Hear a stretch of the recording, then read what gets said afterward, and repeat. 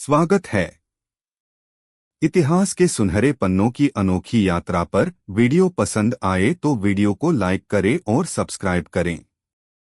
श्लोक -16 एवं प्रवर्तितम चक्रं नानुवर्तयति ह्यः अघायुरिन्द्रियारामो मोघ पार्थ स जीवति। अनुवाद। हे पार्थ, जो मनुष्य इस लोक में इस प्रकार परंपरा से प्रचलित सृष्टि चक्र के अनुसार नहीं चलता, वह इंद्रियों के द्वारा भोगों में रमण करने वाला अघायु पापमय जीवन बिताने वाला मनुष्य संसार में व्यर्थ ही जीता है। जो पुरुष यहाँ इस प्रकार प्रवर्तित हुए चक्र का अनुवर्तन नहीं करता है पार्थ, इंद्रियों में रमने वाला वह पाप आयु पुरुष व्यर्थ ही जीता है। टिप्पणी 3.16 व्याख्या। पार्थ, नवे श्लोक में प्रारंभ किए हुए प्रकरण का उपसंहार करते हुए भगवान यहाँ अर्जुन के लिए पार्थ संबोधन देकर मानो यह कह रहे हैं कि तुम उसी पृथा कुंती के पुत्र हो जिसने आजीवन कष्ट सहकर भी अपने कर्तव्य का पालन किया था। अतः तुम्हारे से भी अपने कर्तव्य की अवहेलना नहीं होनी चाहिए। जिस युद्ध को तू घोर कर्म कह रहा है वह तेरे लिए घोर कर्म नहीं प्रत्युत यज्ञ कर्तव्य है। इसका पालन करना ही सृष्टि चक्र के अनुसार बरतना है और इसका पालन न करना सृष्टि चक्र के अनुसार न बरतना है। एवं प्रवर्तितम चक्रं नानुवर्तयति, यह जैसे रथ के पहिए का छोटा सा अंश भी टूट जाने पर रथ के समस्त अंगों को एवं उस पर बैठे रथी और सारथी को धक्का लगता है, ऐसे ही जो मनुष्य 14वें-15वें श्लोकों में वर्णित सृष्टि चक्र के अनुसार नहीं चलता वह समष्टि सृष्टि के संचालन में बाधा डालता है। संसार और व्यक्ति दो विजातीय वस्तु नहीं हैं। जैसे शरीर का अंगों के साथ और अंगों का शरीर के साथ घनिष्ठ संबंध है, ऐसे ही संसार का व्यक्ति के साथ और व्यक्ति का संसार के साथ घनिष्ठ संबंध है। जब व्यक्ति कामना, ममता, आसक्ति और अहंता का त्याग करके अपने कर्तव्य का पालन करता है तब उससे संपूर्ण सृष्टि में स्वतः सुख पहुंचता है। इंद्रियाराम, जो मनुष्य कामना, ममता, आसक्ति आदि से युक्त होकर इंद्रियों के द्वारा भोग भोगता है उसे यहाँ भोगों में रमण करने वाला कहा गया है। ऐसा मनुष्य पशु से भी नीचा है क्योंकि पशु नए पाप नहीं करता प्रत्युत पहले किए गए पापों का ही फल भोगकर निर्मलता की ओर जाता है, परंतु इंद्रियाराम मनुष्य नए नए पाप करके पतन की ओर जाता है और साथ ही सृष्टि चक्र में बाधा उत्पन्न करके संपूर्ण सृष्टि को दुख पहुंचाता है। अघायु सृष्टि चक्र के अनुसार न चलने वाले मनुष्य की आयु, उसका जीवन केवल पापमय है। कारण कि इंद्रियों के द्वारा भोग बुद्धि से भोग भोगने वाला मनुष्य हिंसारूप पाप से बच ही नहीं सकता। स्वार्थी, अभिमानी और भोग तथा संग्रह को चाहने वाले मनुष्य के द्वारा दूसरों का अहित होता है, अतः ऐसे मनुष्य का जीवन पापमय होता है। गोस्वामी श्री तुलसीदास जी कहते हैं, पर द्रोही पर दार, रत पर धन पर अपबाद, ते नर पावर पापमय देह धरे मनुजात। मानस 7:39 मोघं पार्थ स जीवति, अपने कर्तव्य का पालन न करने वाले मनुष्य की सभ्य भाषा में निंदा या ताड़ना करते हुए भगवान कहते हैं कि ऐसा मनुष्य संसार में व्यर्थ ही जीता है, अर्थात वह मर जाए तो अच्छा है। तात्पर्य यह है कि यदि वह अपने कर्तव्य का पालन करके सृष्टि को सुख नहीं पहुंचाता तो कम से कम दुख तो न पहुंचाए। जैसे भगवान श्री राम के वनवास के समय अयोध्यावासियों के चित्रकूट आने पर कोल, किरात, भील आदि जंगली लोगों ने उनसे कहा था कि हम आपके वस्त्र और बर्तन नहीं चुरा लेते, यही हमारी बहुत बड़ी सेवा है, यह हमारी अति बड़ी सेवकाई। लेहिन न बासन बसन चोराई। मानस 2:251 ऐसे ही अपने कर्तव्य का पालन न करने वाले मनुष्य कम से कम सृष्टि चक्र में बाधा न डालें तो यह उनकी सेवा ही है।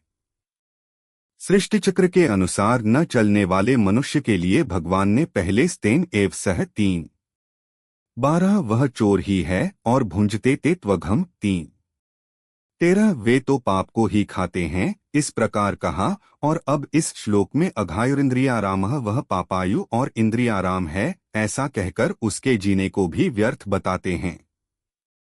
गोस्वामी तुलसीदास जी महाराज ने भी कहा है, तेज कृसानु रोष महिषेसा, अघवगुण धन धनी धनेसा, उदय केत समहित सभी के, कुंभकर्ण सम सोवत नीके। मानस 1:4-3 संबंध संसार से संबंध विच्छेद करने के लिए जो अपने कर्तव्य का पालन नहीं करता उस मनुष्य की पूर्व श्लोक में ताड़ना की गई है, परंतु जिसने अपने कर्तव्य का पालन करके संसार से संबंध विच्छेद कर लिया है उस महापुरुष की स्थिति का वर्णन भगवान आगे के 2 श्लोकों में करते हैं। 3:16 खनिज वनस्पति एवं पशु जगत के समस्त सदस्य अपनी स्वाभाविक प्रवृत्ति से ही यज्ञ भावना का पालन करते हुए प्रकृति में प्रवर्तित कर्मचक्र के निर्विघ्न चलने में अपना योगदान देते हैं। केवल मनुष्य को ही यह स्वतंत्रता है कि चाहे तो वह इसका पालन करे अथवा विरोध। जब तक किसी पीढ़ी के अधिक से अधिक लोग सामंजस्य के नियम के अनुसार जीवन जीते हैं तब तक उतनी ही अधिक मात्रा में वे सुख समृद्धि से संपन्न होकर रहते हैं। ऐसे काल को ही सामाजिक और सांस्कृतिक जीवन का स्वर्ण युग कहा जाता है। परंतु सभी मनुष्यों के लिए सदैव यह संभव नहीं होता कि वे इस सनातन नियम का दृढ़तापूर्वक पालन कर सकें। इतिहास के किसी किसी काल में मनुष्य इस नियम के विरुद्ध खड़ा हो जाता है और तब जीवन में शांति और विकास का राज्य विखरता हुआ अंत में मात्र खंडहर रह जाता है। ऐसे तिमिराच्छन्न युग निराशा और अशांति, युद्ध और महामारी, बाढ़ और अकाल से प्रताड़ित और त्रस्त युग होते हैं। स्वाभाविक ही मन में यह प्रश्न उठता है कि सुख शांति का उज्ज्वल दिवस अस्त होकर जगत में निराशा और अविवेक की अंधकारपूर्ण रात्रि आने का क्या कारण है। इसका उत्तर गीता में दिया गया हुआ है। व्यक्तियों से समाज बनता है। किसी समाज की उपलब्धियों के कारण हम उसे कितना ही गौरवान्वित करें, फिर भी समाज के निर्माता व्यक्तियों के व्यक्तिगत योगदान की अवहेलना नहीं की जा सकती। व्यक्तियों के योग्य होने पर समाज सरलता से आगे बढ़ता है, परंतु इकाई रूप व्यक्तियों का त्रुटिपूर्ण संगठन होने पर संपूर्ण समाज रूपी महल ही ढह जाता है। मनुष्य का विनाशकारी जीवन प्रारंभ होता है उसके अत्यधिक इंद्रियों के विषय में रमने से। देह को ही अपना स्वरूप समझकर उसके पोषण एवं सुख सुविधाओं का ध्यान रखने में ही वे व्यस्त हो जाते हैं। अत्यधिक देहासक्ति के कारण वे पशुवत विषयोपभोग के अतिरिक्त जीवन का अन्य श्रेष्ठ लक्ष्य ही नहीं जानते और इसलिए उच्च जीवन जीने के मार्ग के ज्ञान की भी उन्हें कोई आवश्यकता अनुभव नहीं होती। ऐसे युग में कोई भी व्यक्ति यज्ञ की भावना से कर्म करने में प्रवृत्त नहीं होता जिसके बिना उत्पादन के लिए अनुकूल परिस्थितियां पर्जन्य नहीं बनती, जिससे कि उत्पादन क्षमता देव आनंददायक पोषक वस्तुओं अन्न के रूप में प्रकट हो सकें। विषयों के भोगियों को यहाँ इंद्रियारामा कहा गया, जिनमें से प्रत्येक व्यक्ति केवल अपने ही भोग की चिंता करता है और अनजाने ही विश्व के कर्मचक्र में घर्षण उत्पन्न करता है। इन लोगों का जीवन पापपूर्ण माना गया है और गीता का कथन है वे व्यर्थ ही जीते हैं। अब एक प्रश्न है, क्या इस प्रकार प्रवर्तित चक्र का पालन सबको अनिवार्य है अथवा केवल उसके लिए जिसे ज्ञान योग में अभी निष्ठा प्राप्त नहीं हुई है? उत्तर में भगवान कहते हैं, श्लोक 17 यस्त्वात्मर्तिरेव स्यादात्मतृप्तश्च मानवः आत्मन्येव च संतुष्टस्तस्य कार्यं न विद्यते। अनुवाद, जो मनुष्य अपने आप में ही रमण करने वाला और अपने आप में ही तृप्त तथा अपने आप में ही संतुष्ट है उसके लिए कोई कर्तव्य नहीं है, परंतु जो मनुष्य आत्मा में ही रमने वाला, आत्मा में ही तृप्त तथा आत्मा में ही संतुष्ट हो उसके लिए कोई कर्तव्य नहीं रहता। टिप्पणी 3:17 व्याख्या यस्त्वात्मर्तिरेव च संतुष्टस्तस्य। यहाँ तो पद पूर्व श्लोक में वर्णित अपने कर्तव्य का पालन न करने वाले मनुष्य से कर्तव्य कर्म के द्वारा सिद्धि को प्राप्त महापुरुष की विलक्षणता बताने के लिए प्रयुक्त हुआ है। जब तक मनुष्य अपना संबंध संसार से मानता है तब तक वह अपनी रति प्रीति इंद्रियों के भोगों से एवं स्त्री पुत्र परिवार आदि से तृप्ति भोजन अन्न जल से तथा संतुष्टि धन से मानता है, परंतु इसमें उसकी प्रीति तृप्ति और संतुष्टि न तो कभी पूर्ण ही होती है और न निरंतर ही रहती है। कारण कि संसार प्रतिक्षण परिवर्तनशील जड़ और नाशवान है तथा स्वयं सदा एकरस रहने वाला चेतन और अविनाशी है। तात्पर्य है कि स्वयं का संसार के साथ लेशमात्र भी संबंध नहीं है। अतः स्वयं की प्रीति तृप्ति और संतुष्टि संसार से कैसे हो सकती है? किसी भी मनुष्य की प्रीति संसार में सदा नहीं रहती, यह सभी का अनुभव है। विवाह के समय स्त्री और पुरुष में परस्पर जो प्रीति या आकर्षण प्रतीत होता है वह एक दो संतान होने के बाद नहीं रहता। कहीं कहीं तो स्त्रियां अपने वृद्ध पति के लिए यहाँ तक कह देती हैं कि बुढ़ा मर जाए तो अच्छा है, भोजन करने से प्राप्त तृप्ति भी कुछ ही समय के लिए प्रतीत होती है। मनुष्य को धन प्राप्ति में जो संतुष्टि प्रतीत होती है वह भी क्षणिक होती है, क्योंकि धन की लालसा सदा उत्तरोत्तर बढ़ती ही रहती है, इसलिए कमी निरंतर बनी रहती है। तात्पर्य यही है कि संसार में प्रीति तृप्ति और संतुष्टि कभी स्थायी नहीं रह सकती। मनुष्य को सांसारिक वस्तुओं में प्रीति तृप्ति और संतुष्टि की केवल प्रतीति होती है, वास्तव में होती नहीं। अगर होती तो पुनः अति अतृप्ति एवं असंतुष्टि नहीं होती। स्वरूप से प्रीति तृप्ति और संतुष्टि स्वतः सिद्ध है। स्वरूप सत है। सत में कभी कोई अभाव नहीं होता, नाभावो विद्यते सतः, गीता 2:16। और अभाव के बिना कोई कामना पैदा नहीं होती, इसलिए स्वरूप में निष्कामता स्वतः सिद्ध है। परंतु जब जीव भूल से संसार के साथ अपना संबंध मान लेता है तब वह प्रीति तृप्ति और संतुष्टि को संसार में ढूंढने लगता है और इसके लिए सांसारिक वस्तुओं की कामना करने लगता है। कामना करने के बाद जब वह वस्तु धनादि मिलती है तब मन में स्थित कामना के निकलने के बाद दूसरी कामना के पैदा होने से पहले उसकी अवस्था निष्काम हो जाती है और उसी निष्कामता का उसे सुख होता है, परंतु उस सुख को मनुष्य भूल से सांसारिक वस्तु की प्राप्ति से उत्पन्न हुआ मान लेता है तथा उस सुख को ही प्रीति तृप्ति और संतुष्टि के नाम से कहता है। अगर वस्तु की प्राप्ति से वह सुख होता तो उसके मिलने के बाद उस वस्तु के रहते हुए सदा सुख रहता, दुहक भी न होता और पुनः वस्तु की कामना उत्पन्न न होती। परंतु सांसारिक वस्तुओं से कभी भी पूर्ण सदा के लिए प्रीति तृप्ति और संतुष्टि प्राप्त न हो सकने के कारण तथा संसार से ममता का संबंध बना रहने के कारण वह पुनः नई नई कामनाएं करने लगता है। कामना उत्पन्न होने पर अपने में अभाव का तथा काम्य वस्तु के मिलने पर अपने में पराधीनता का अनुभव होता है। अतः कामना वाला मनुष्य सदा दुहखी रहता है। यहाँ यह बात ध्यान देने की है कि साधक तो उस सुख का मूल कारण निष्कामता को मानते हैं और दुहखों का कारण कामना को मानते हैं, परंतु संसार में आसक्त मनुष्य वस्तुओं की प्राप्ति से सुख मानते हैं और वस्तुओं की अप्राप्ति से दुहख मानते हैं। यदि आसक्त मनुष्य भी साधक के समान ही यथार्थ दृष्टि से देखे तो उसको शीघ्र ही स्वतः सिद्ध निष्कामता का अनुभव हो सकता है। सकाम मनुष्यों को कर्मयोग का अधिकारी कहा गया है। कर्मयोगस्तु कामिनाम श्रीमद्भाष्य 0:11-20:7। सकाम मनुष्यों की प्रीति तृप्ति और संतुष्टि संसार में होती है। अतः कर्मयोग द्वारा सिद्ध निष्काम महापुरुषों की स्थिति का वर्णन करते हुए भगवान कहते हैं कि उनकी प्रीति तृप्ति और संतुष्टि सकाम मनुष्यों की तरह संसार में न होकर अपने आप स्वरूप में ही हो जाती है। गीता 2:55, जो स्वरूपतः पहले से ही है। वास्तव में प्रीति तृप्ति और संतुष्टि तीनों अलग अलग न होते हुए भी संसार के संबंध से अलग अलग प्रतीत होती हैं।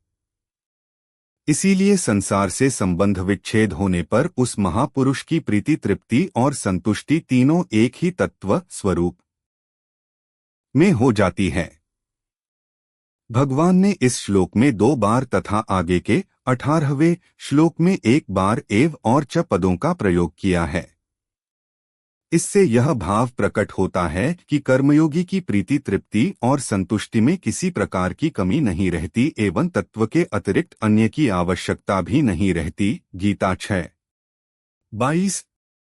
तस्य कार्य न विद्यते। मनुष्य के लिए जो भी कर्तव्य कर्म का विधान किया गया है, उसका उद्देश्य परम कल्याण स्वरूप परमात्मा को प्राप्ति करना ही है।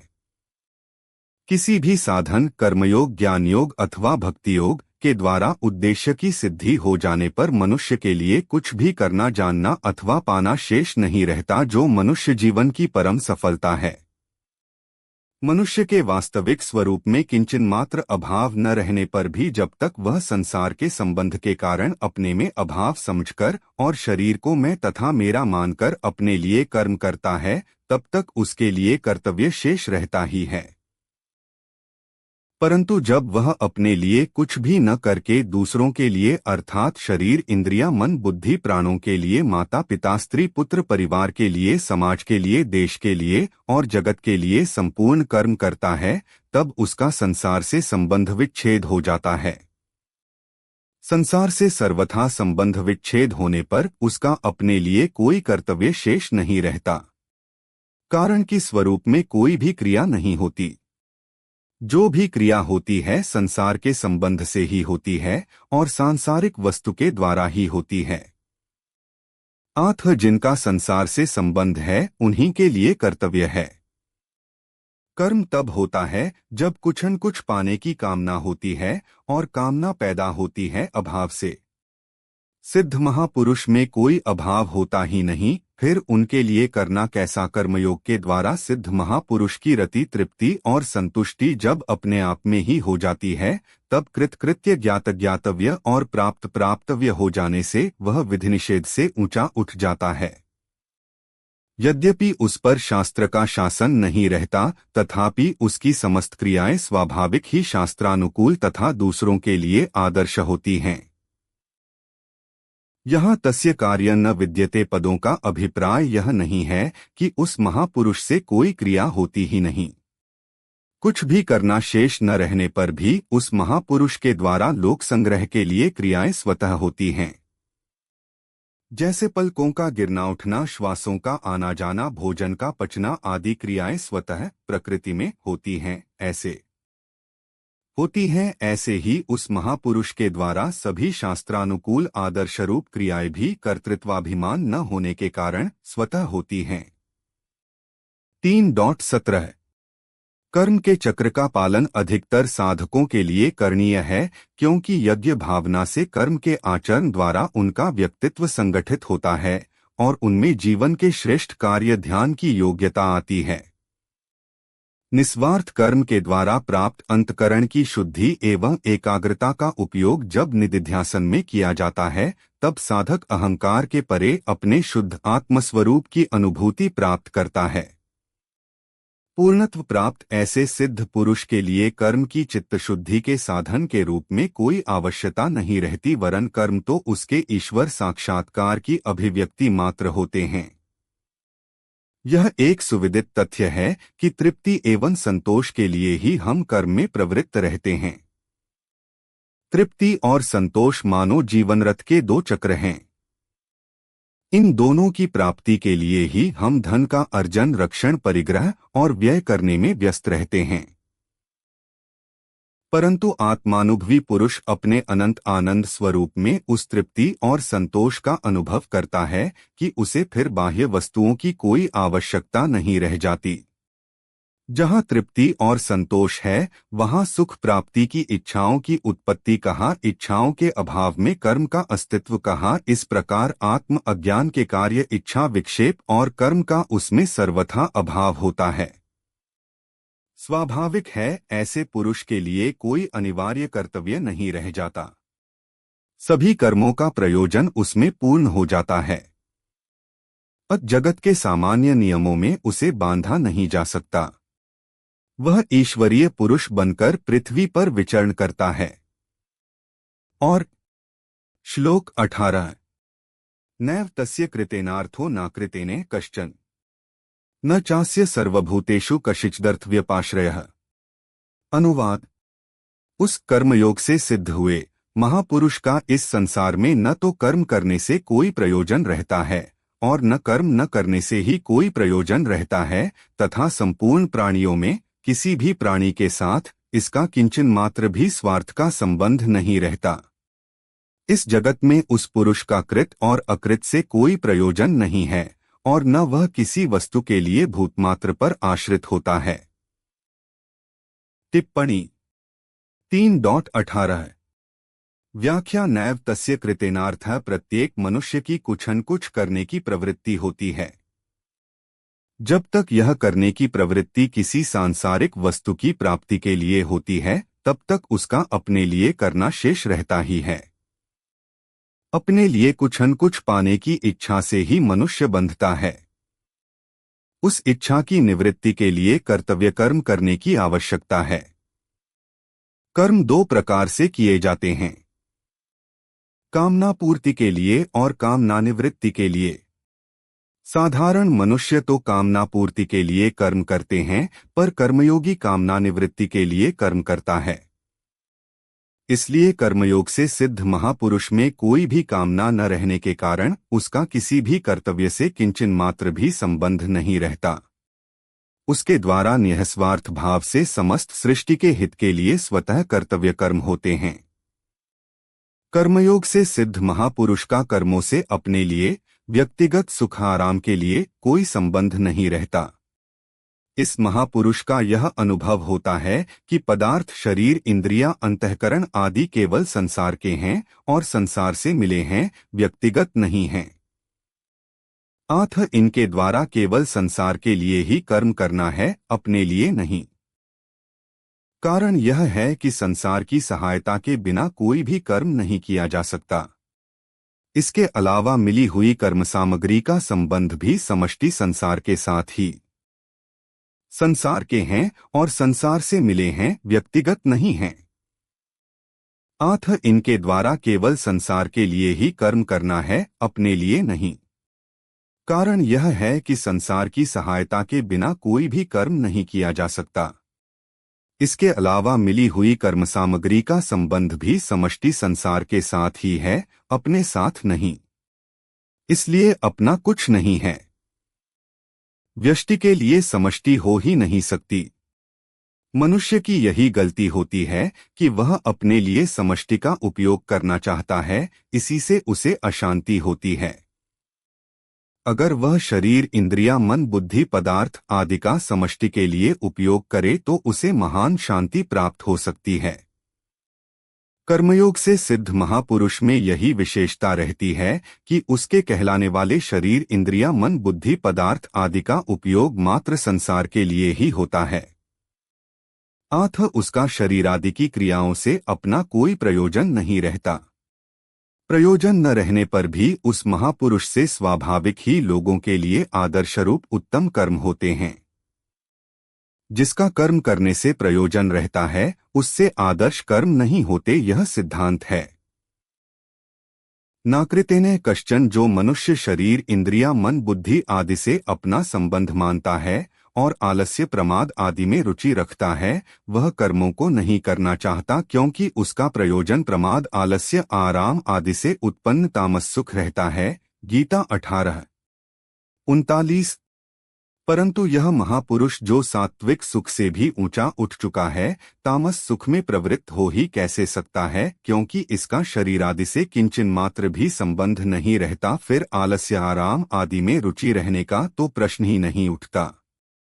मार्मिक बात प्रायः साधक कर्मों के न करने को ही महत्व देते हैं। वे कर्मों से उपरत होकर समाधि में स्थित होना चाहते हैं, जिससे कोई भी चिंतन बाकी न रहे। यह बात श्रेष्ठ और लाभप्रद तो है, पर सिद्धांत नहीं है। यद्यपि प्रवृत्ति करना की अपेक्षा निवृत्ति न करना श्रेष्ठ है, तथापि यह तत्व नहीं है। प्रवृत्ति करना और निवृत्ति न करना दोनों ही प्रकृति के राज्य में हैं। निर्विकल्प समाधि तक सब प्रकृति का राज्य है, क्योंकि निर्विकल्प समाधि से भी व्युत्थान होता है। क्रिया मात्र प्रकृति में ही होती है। प्रकर्षेण कर्ण भावे ल्युट् इति प्रकृतियः और क्रिया हुए बिना व्युत्थान का होना संभव ही नहीं। इसलिए चलने, बोलने, देखने, सुनने आदि की तरह सोना, बैठना, खड़ा होना, मौन होना, मूर्छित होना और समाधिस्थ होना भी क्रिया है। टिप्पणी पर 0142। वास्तविक तत्व चेतन स्वरूप में प्रवृत्ति और निवृत्ति दोनों ही नहीं है। वह प्रवृत्ति और निवृत्ति दोनों का निर्लिप्त प्रकाशक है। शरीर से तादात्म्य होने पर ही शरीर को लेकर करना और न करना ये दो विभाग द्वंद्वक होते हैं। वास्तव में करना और न करना दोनों की एक ही जाति है। शरीर से संबंध रखकर न करना भी वास्तव में करना ही है। जैसे गच्छति जाता है क्रिया है, ऐसे ही तिष्ठति खड़ा है भी क्रिया ही है।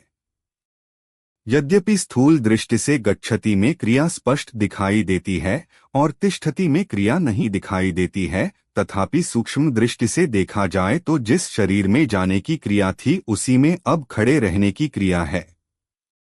इसी प्रकार किसी काम को करना और न करना इन दोनों में ही क्रिया है।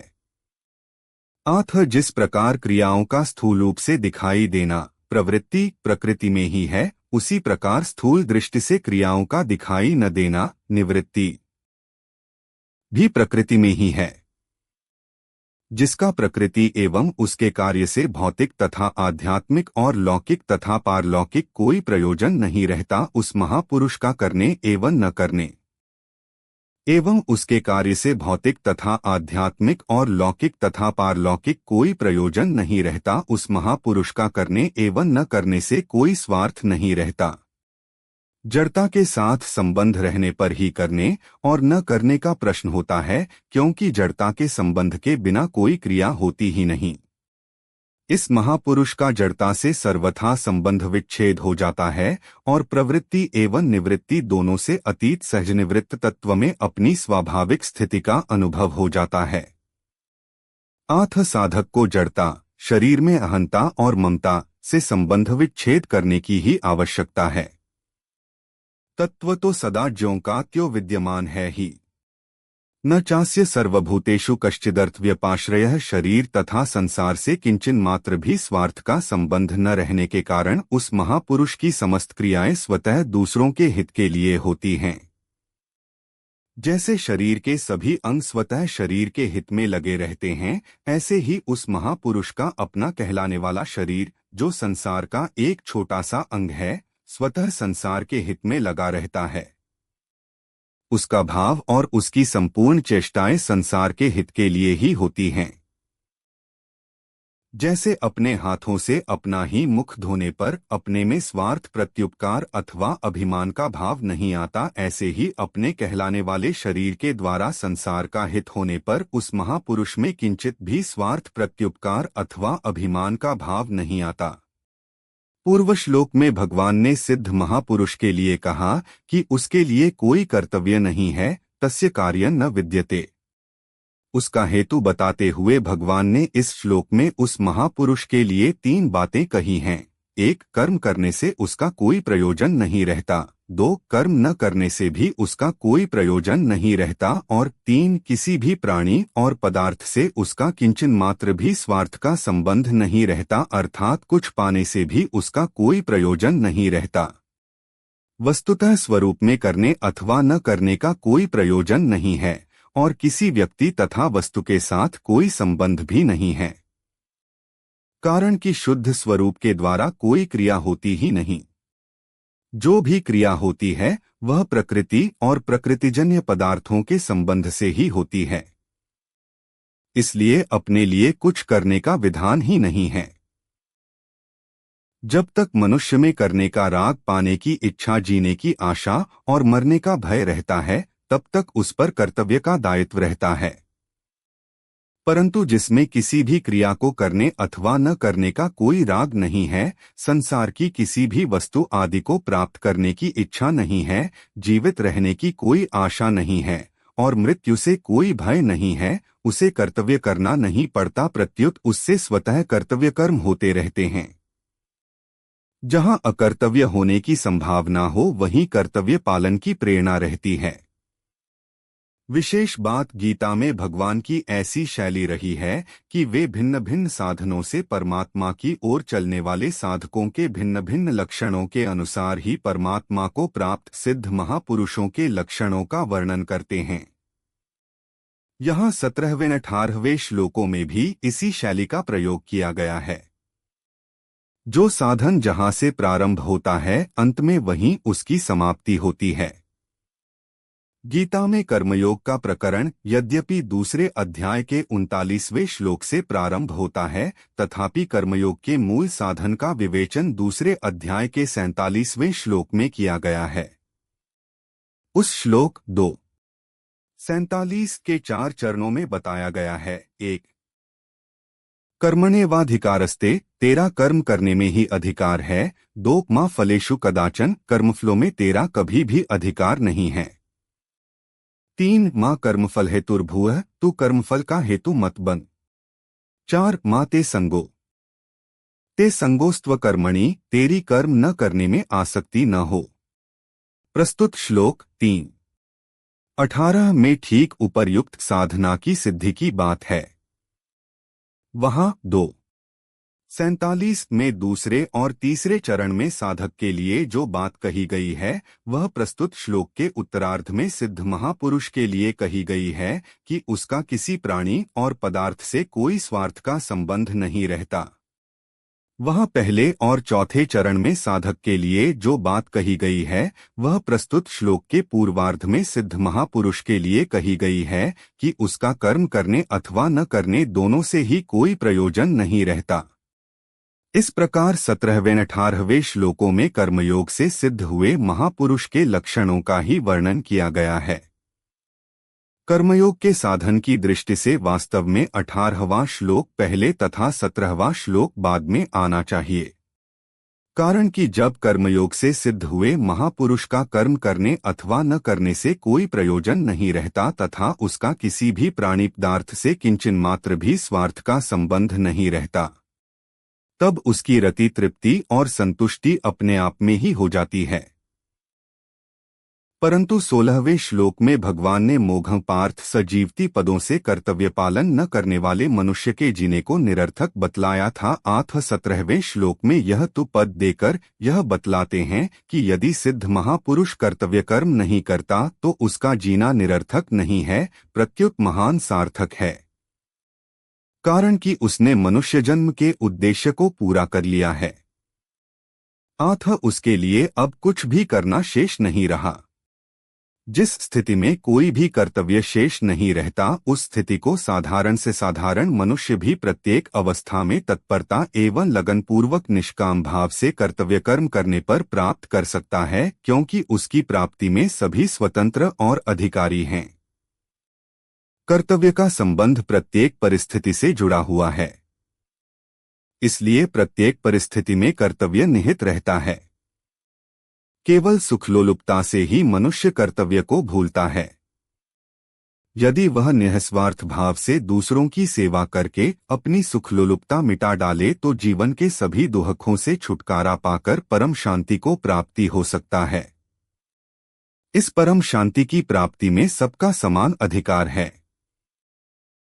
संसार के सर्वोपरि पदार्थ पद आदि सबको समान रूप से मिलने संभव नहीं है, किंतु परम शांति सबको समान रूप से ही मिलती है।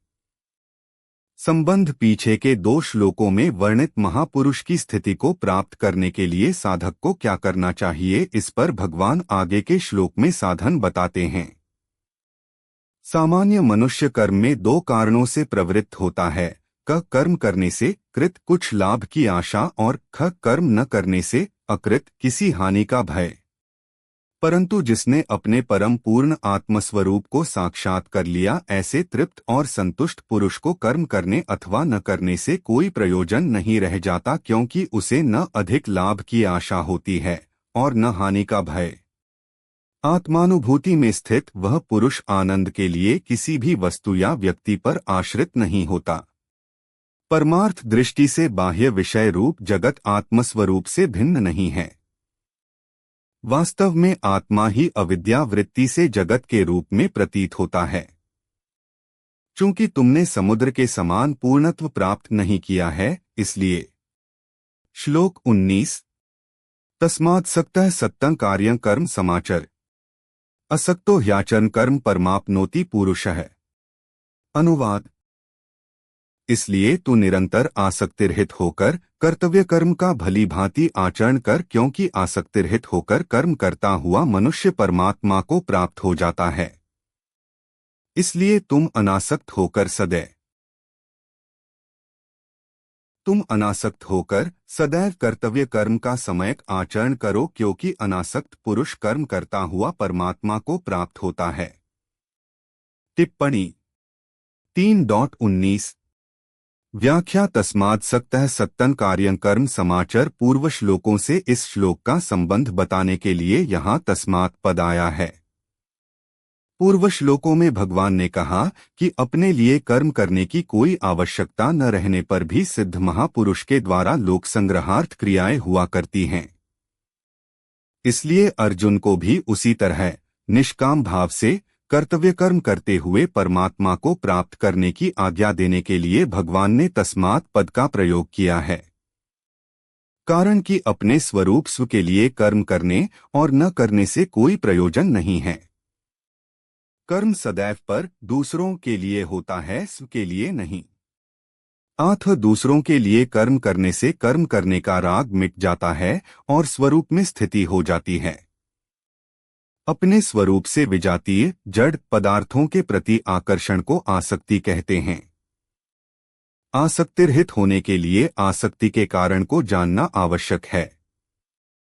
मैं शरीर हूँ और शरीर मेरा है, ऐसा मानने से शरीरादि नाशवान पदार्थों का महत्व अंतःकरण में अंकित हो जाता है। इसी कारण उन पदार्थों में आसक्ति हो जाती है। आसक्ति ही पतन करने वाली है, कर्म नहीं। आसक्ति के कारण ही मनुष्य शरीर, इंद्रिया, मन, बुद्धि आदि जड़ पदार्थों से अपना संबंध मानकर अपने आराम सुख भोग के लिए तरह तरह के कर्म करता है।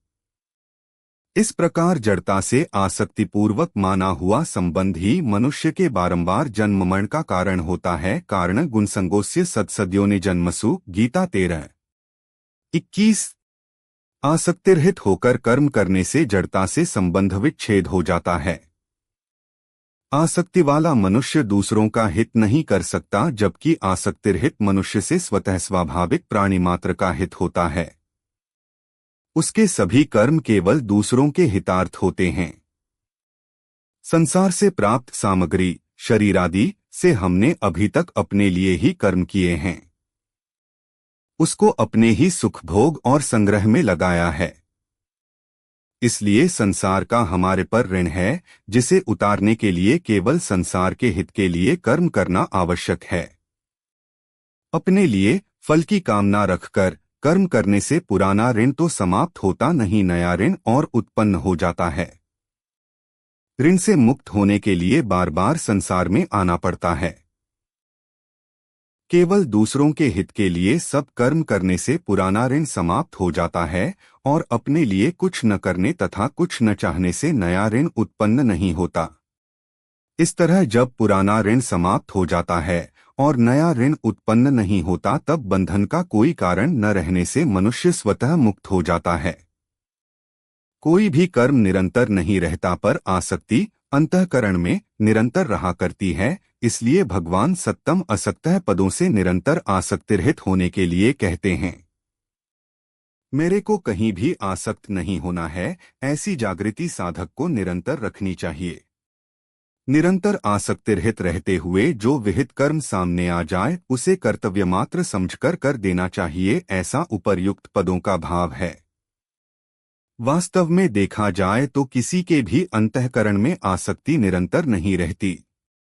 जब संसार निरंतर नहीं रहता, प्रतिक्षण बदलता रहता है, तब उसकी आसक्ति निरंतर कैसे रह सकती है? ऐसा होते हुए भी माने हुए अहम के साथ आसक्ति निरंतर रहती हुई प्रतीत होती है। कार्यम अर्थात कर्तव्य उसे कहते हैं जिसको कर सकते हैं और जिसको अवश्य करना चाहिए। दूसरे शब्दों में कर्तव्य का अर्थ होता है अपने स्वार्थ का त्याग करके दूसरों का हित करना, अर्थात दूसरों की उस शास्त्र विहित न्यायुक्त मांग को पूरा करना जिसे पूरा करने की सामर्थ्य हमारे में है। इस प्रकार कर्तव्य का संबंध परहित से है। कर्तव्य का पालन करने में सब स्वतंत्र और समर्थ हैं, कोई पराधीन और असमर्थ नहीं है। हाँ, प्रमाद और आलस्य के कारण अकर्तव्य करने का बुरा अभ्यास, आदत हो जाने से तथा फल की इच्छा रहने से ही वर्तमान में कर्तव्य पालन कठिन मालूम देता है, अन्यथा कर्तव्य पालन के समान सुगम कुछ नहीं है। कर्तव्य का संबंध परिस्थिति के अनुसार होता है। मनुष्य प्रत्येक परिस्थिति में स्वतंत्रतापूर्वक कर्तव्य का पालन कर सकता है। कर्तव्य का पालन करने से ही आसक्ति मिटती है। अकर्तव्य करने तथा कर्तव्य न करने से आसक्ति और बढ़ती है। कर्तव्य अर्थात दूसरों के हितार्थ कर्म करने से वर्तमान की आसक्ति और कुछ न चाहने से भविष्य की आसक्ति मिट जाती है। समाचार पद का तात्पर्य है कि कर्तव्य कर्म बहुत सावधानी, उत्साह तथा तत्परता से विधिपूर्वक करने चाहिए। कर्तव्य कर्म करने में थोड़ी भी असावधानी होने पर कर्मयोग की सिद्धि में बाधा लग सकती है। वर्ण, आश्रम, प्रकृति, स्वभाव और परिस्थिति के अनुसार जिस मनुष्य के लिए जो शास्त्र विहित कर्तव्य कर्म बताया गया है, अवसर प्राप्त होने पर उसके लिए वही सहज कर्म है। सहज कर्म में यदि कोई दोष दिखाई दे तो भी उसका त्याग नहीं करना चाहिए। गीता 18:48। क्योंकि सहज कर्म को करता हुआ मनुष्य पाप को प्राप्त नहीं होता। गीता 18:47। इसीलिए यहाँ भगवान अर्जुन को मानो यह कह रहे हैं कि तू क्षत्रिय है, आत्थ युद्ध करना। घोर दिखने पर भी तेरा सहज कर्म है, घोर कर्म नहीं। आत्थ सामने आए हुए सहज कर्म को अनासक्त होकर कर देना चाहिए। अनासक्त होने पर ही समता प्राप्त होती है। विशेष बात, जब जीव मनुष्य योनि में लेता है तब उसको शरीर, धन, जमीन, मकान आदि सब सामग्री मिलती है, और जब वह यहाँ से जाता है तब सब सामग्री यहीं छूट जाती है। इस सीधी सादी बात से यह सहज ही सिद्ध होता है कि शरीरादि सब सामग्री मिली हुई है, अपनी नहीं है। जैसे मनुष्य काम करने के लिए किसी कार्यालय, ऑफिस में जाता है तो उसे कुर्सी, मेज, कागज आदि सब सामग्री कार्यालय का काम करने के लिए ही मिलती है, अपनी मानकर घर ले जाने के लिए नहीं। ऐसे ही मनुष्य को संसार में शरीरादि सब सामग्री संसार का काम, सेवा करने के लिए ही मिली है, अपनी मानने के लिए नहीं। मनुष्य तत्परता और उत्साहपूर्वक कार्यालय का काम करता है तो उस काम के बदले में उसे वेतन मिलता है। काम कार्यालय के लिए होता है और वेतन अपने लिए। इसी प्रकार संसार के लिए ही सब काम करने से संसार से संबंध विच्छेद हो जाता है और योग परमात्मा के साथ अपने नित्य संबंध का अनुभव हो जाता है। कर्म और योग दोनों मिलकर कर्मयोग कहलाता है। कर्म संसार के लिए होता है और योग अपने लिए। यह योग ही मानो वेतन है। संसार साधन का क्षेत्र है। यहाँ प्रत्येक सामग्री साधन के लिए मिलती है, भोग और संग्रह के लिए कदापि नहीं। सांसारिक सामग्री अपनी और अपने लिए है ही नहीं। अपनी वस्तु परमात्म तत्व मिलने पर फिर अन्य किसी वस्तु को पाने की इच्छा नहीं रहती। गीता 6:22।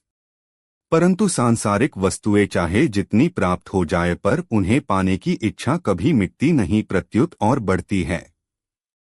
जब मनुष्य मिली हुई वस्तु को अपनी और अपने लिए मान लेता है तब वह अपनी इस भूल के कारण बंध जाता है। इस भूल को मिटाने के लिए कर्मयोग का अनुष्ठान ही सुगम और श्रेष्ठ उपाय है। कर्मयोगी किसी भी वस्तु को अपनी और अपने लिए न मानते हुए उसे दूसरों की सेवा में उन्हीं की मानकर लगाता है।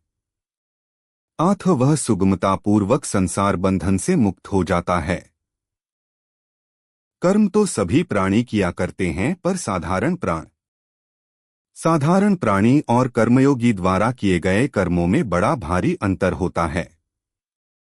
साधारण मनुष्य कर्मी आसक्ति ममता कामना आदि को साथ रखते हुए कर्म करता है और कर्मयोगी आसक्ति ममता कामना आदि को छोड़कर कर्म करता है। कर्मी के कर्मों का प्रवाह अपनी तरफ होता है और कर्मयोगी के कर्मों का प्रवाह संसार की तरफ। इसलिए कर्मी बंधता है और कर्मयोगी मुक्त होता है। असक्तो ह्याचन कर्म मनुष्य ही आसक्तिपूर्वक संसार से अपना संबंध जोड़ता है, संसार नहीं। आत्म मनुष्य का कर्तव्य है कि वह संसार के हित के लिए ही सब कर्म करे और बदले में उनका कोई फल न चाहे। इस प्रकार आसक्तिरहित होकर अर्थात मुझे किसी से कुछ नहीं चाहिए इस भाव से संसार के लिए कर्म करने से संसार से स्वतः संबंध विच्छेद हो जाता है। कर्मयोगी संसार की सेवा करने से वर्तमान की वस्तुओं से और कुछ न चाहने से भविष्य की वस्तुओं से संबंध विच्छेद करता है।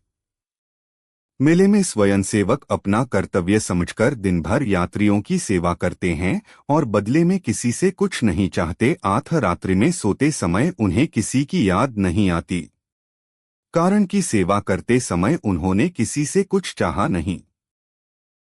इसी प्रकार जो सेवा भाव से दूसरों के लिए ही सब कर्म करता है और किसी से मान बढ़ाई आदि कुछ नहीं चाहता, उसे संसार की याद नहीं आती। वह सुगमतापूर्वक संसार बंधन से मुक्त हो जाता है।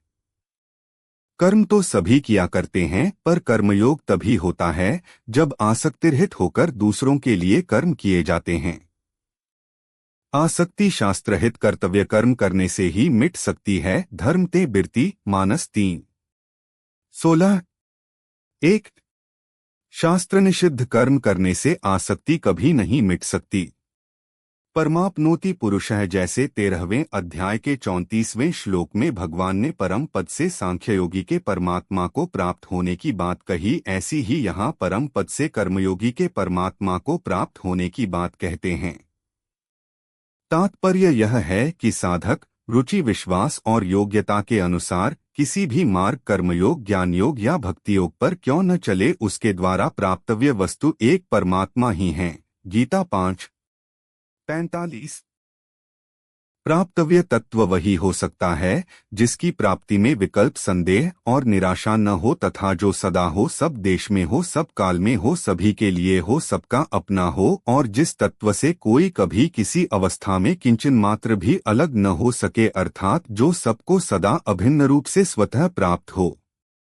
शंका कर्म करते हुए कर्मयोगी का कर्तृत्वाभिमान कैसे मिट सकता, क्योंकि कर्तृत्वाभिमान मिटे बिना परमात्म तत्व का अनुभव नहीं हो सकता। समाधान साधारण मनुष्य सभी कर्म अपने लिए करता है। अपने लिए कर्म करने से मनुष्य में कर्तृत्वाभिमान रहता है। कर्मयोगी कोई भी क्रिया अपने लिए नहीं करता।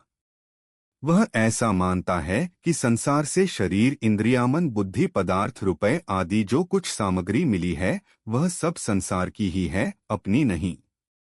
जब कभी अवसर मिलता है तभी वह सामग्री समय सामर्थ्य आदि को संसार की सेवा में लगा देता है। उनको संसार की सेवा में लगाते हुए कर्मयोगी ऐसा मानता है कि संसार की वस्तु ही संसार की सेवा में लगा रहा हूँ, अर्थात सामग्री समय सामर्थ्य आदि उन्हीं के हैं जिनकी सेवा हो रही है। ऐसा मानने से कर्तृत्वाभिमान नहीं रहता। कर्तृत्व में कारण है भोक्तृत्व। कर्मयोगी भोग की आशा रखकर कर्म करता ही नहीं। भोग की आशा वाला मनुष्य कर्मयोगी नहीं होता। जैसे अपने हाथों से अपना ही मुख धोने पर यह भाव नहीं आता कि मैंने बड़ा उपकार किया है, क्योंकि मनुष्य हाथ और मुख दोनों को अपने ही अंग मानता है, ऐसे ही कर्मयोगी भी शरीर को संसार का ही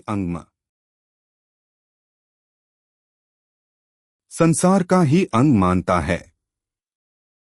यदि अंग ने अंगी की ही सेवा की है तो उसमें कर्तृत्वाभिमान कैसा। यह नियम है कि मनुष्य जिस उद्देश्य को लेकर कर्म में प्रवृत्त होता है, कर्म के समाप्त होते ही वह उसी लक्ष्य में तल्लीन हो जाता है। जैसे व्यापारी धन के उद्देश्य से ही व्यापार करता है तो दुकान बंद करते ही उसका ध्यान स्वतः रुपयों की ओर जाता है और वह रुपए गिनने लगता है। उसका ध्यान इस और नहीं जाता कि आज कौन कौन ग्राहक आए, किस किस जाति के आए आदि आदि, कारण कि ग्राहकों से उसका कोई प्रयोजन नहीं। संसार का उद्देश्य रखकर कर्म करने वाला मनुष्य संसार में कितना ही तल्लीन क्यों न हो जाए पर उसकी संसार से एकता नहीं हो सकती, क्योंकि वास्तव में संसार से एकता है ही नहीं। संसार प्रतिक्षण परिवर्तनशील और जड़ है, जबकि स्वयं अपना स्वरूप अचल और चेतन है। परंतु परमात्मा का उद्देश्य रखकर कर्म करने वाले की परमात्मा से एकता हो ही जाती है, चाहे साधक को इसका अनुभव हो या न हो, क्योंकि स्वयं की परमात्मा के साथ स्वतः सिद्ध तात्विक एकता है। इस प्रकार जब कर्ता कर्तव्य बनकर अपने उद्देश्य परमात्म तत्व के साथ एक हो जाता है, तब कर्तृत्वाभिमान का प्रश्न ही नहीं रहता। कर्मयोगी जिस उद्देश्य परमात्म तत्व की प्राप्ति के लिए सब कर्म करता है, उस परमात्म तत्व में कर्तृत्वाभिमान अथवा कर्तृत्व कर्तापन नहीं है। अतः प्रत्येक क्रिया के आदि और अंत में उस उद्देश्य के साथ एकता का अनुभव होने के कारण कर्मयोगी में कर्तृत्वाभिमान नहीं रहता। प्राणी मात्र के द्वारा किए हुए प्रत्येक कर्म का आरंभ और अंत होता है। कोई भी कर्म निरंतर नहीं रहता। अतः किसी का भी कर्तृत्व निरंतर नहीं रहता, प्रत्युत कर्म का अंत होने के साथ ही कर्तृत्व का भी अंत हो जाता है। परंतु मनुष्य से भूल यह होती है कि जब वह कोई क्रिया करता है तब तो अपने को उस क्रिया का कर्ता मानता ही है, पर जब उस क्रिया को नहीं करता तब भी अपने को वैसा ही कर्ता मानता रहता है।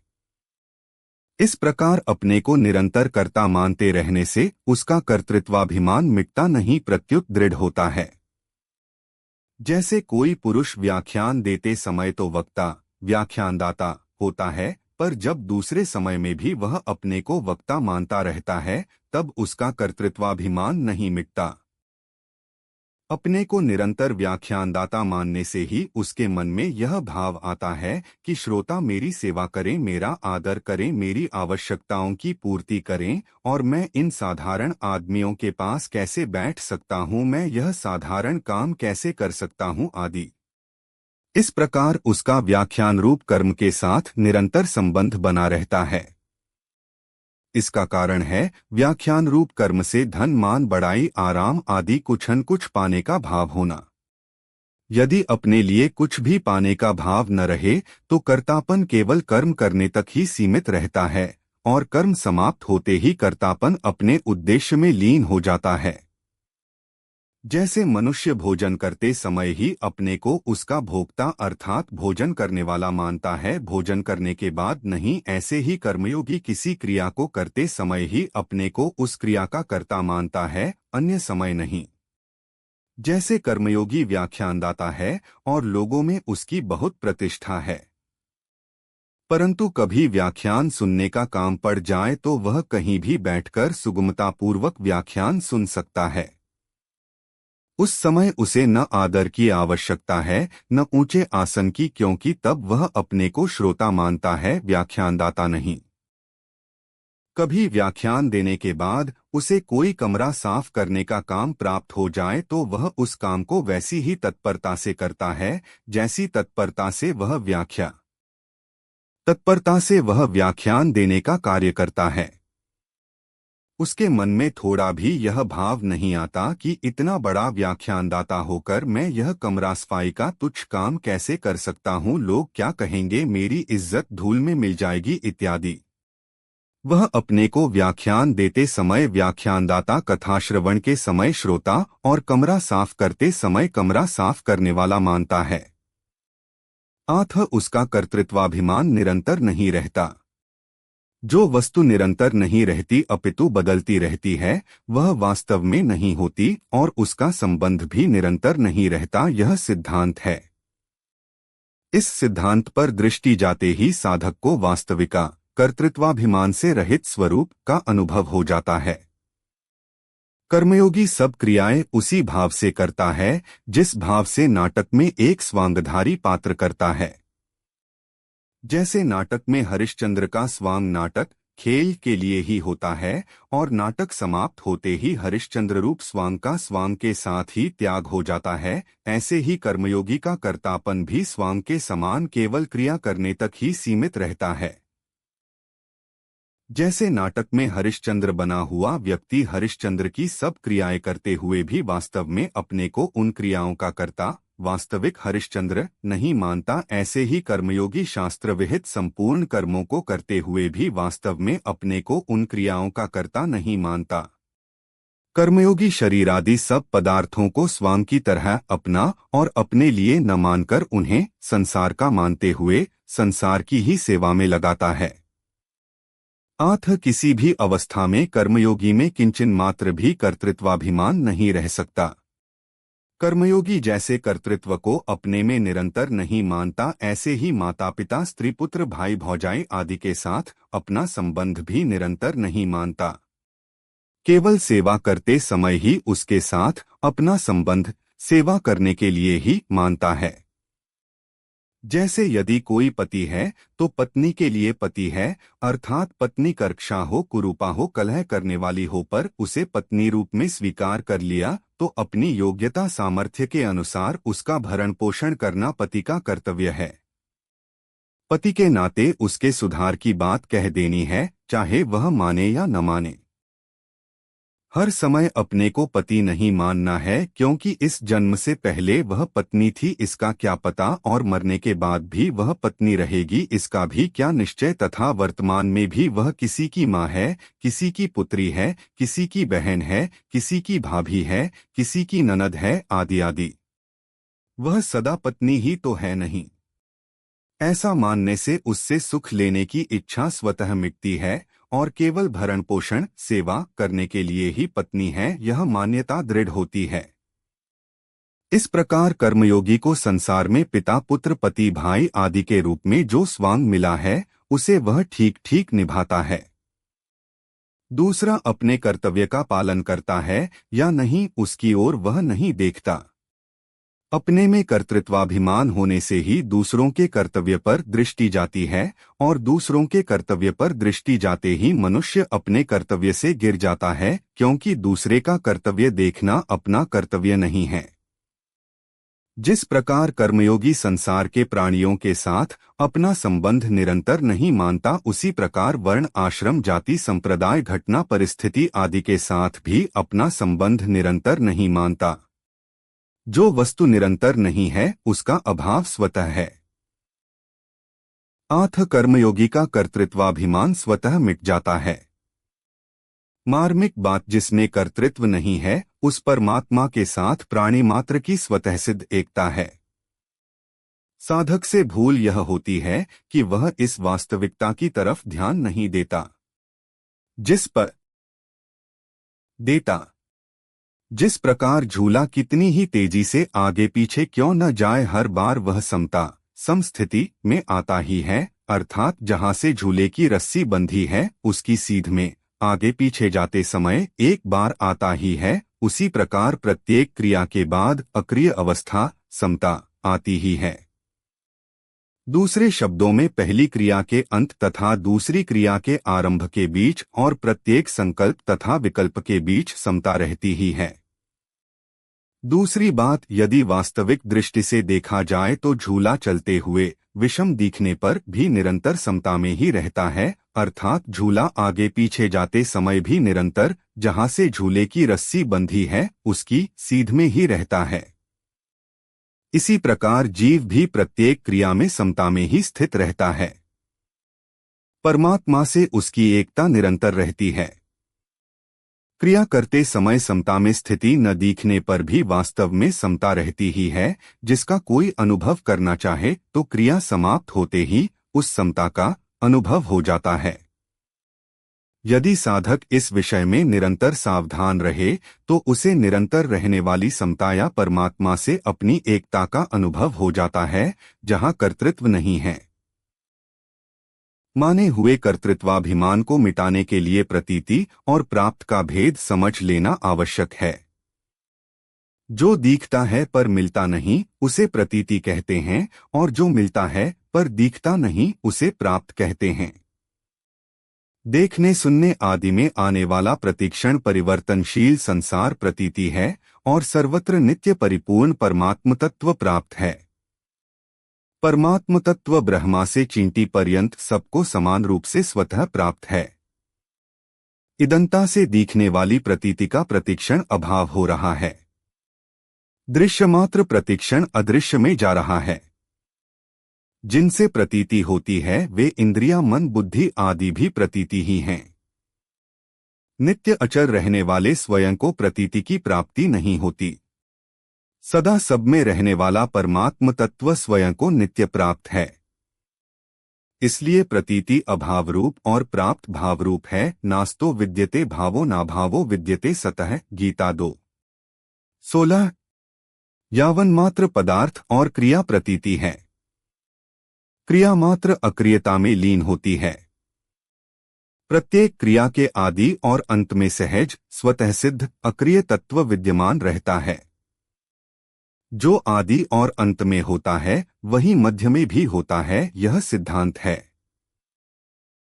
आथ क्रिया के समय भी अखंड और सहज अक्रिय तत्व ज्यों का त्यों विद्यमान रहता है। वह सहज अक्रिय तत्व चेतन स्वरूप अथवा परमात्म तत्व अक्रिय और सक्रिय दोनों अवस्थाओं को प्रकाशित करने वाला है, अर्थात वह प्रवृत्ति और निवृत्ति, करने और न करने दोनों से परे है। प्रतीति देश काल वस्तु व्यक्ति क्रिया आदि से माने हुए संबंध अर्थात आसक्ति के कारण ही नित्य प्राप्त परमात्म तत्व का अनुभव नहीं होता।